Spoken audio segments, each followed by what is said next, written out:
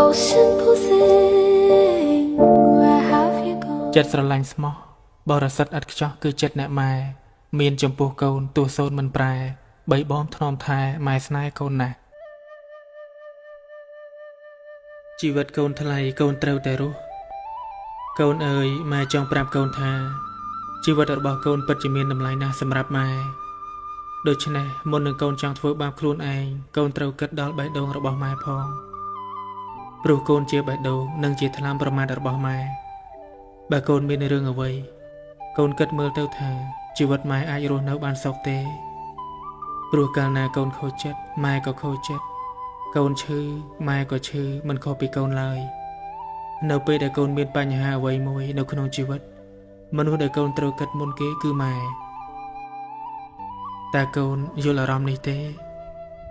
កូនអាចប្រាប់ម៉ែបានកូនកុំលាក់ទុកនៅក្នុងចិត្តអីណាកូន